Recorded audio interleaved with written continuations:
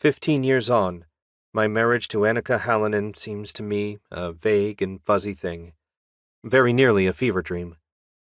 Readers might forgive me for dismissing so solemn a union on account of its brevity. We knew one another a mere 444 days before death ripped her from my grasp. But while memories of wedded bliss are few and soft around the edges, echoes of the malign element behind her death, and of the nightmarish investigations that took place shortly thereafter, continue to flourish.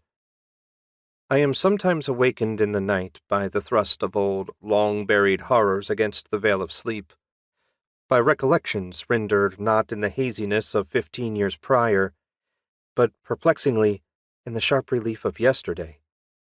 It is, perhaps, on account of middle age and all the nostalgia and introspection it brings, that I now find myself with this urge to look backward.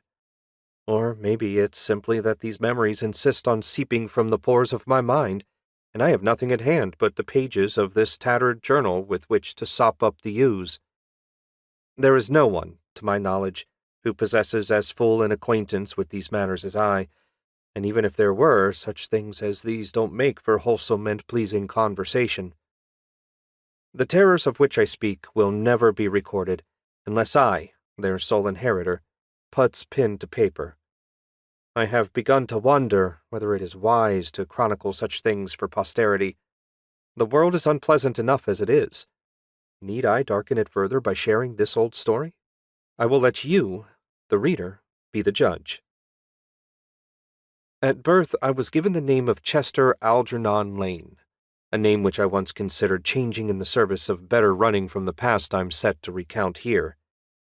I was born in Ohio, the latest, and so far last, in an established and once wealthy line, where my forebears had enjoyed the profits of a family fishery business situated in the Great Lakes. By the time I came along, my sole inheritance was an abusive drunk of a father and a neglectful mother. This defective duo, perhaps unsurprisingly, ingratiated themselves little with the extended family, and so my upbringing was profoundly insular. Still, at day's end, I managed somehow to overcome these less than stellar beginnings. I went to public school in Athens, attended university, first in Toledo and then Columbus, and ultimately wound up working in a smaller private college in the northeast corner of the Buckeye State. My degree was in education. The only serious job I've ever held to this day is that of an English teacher.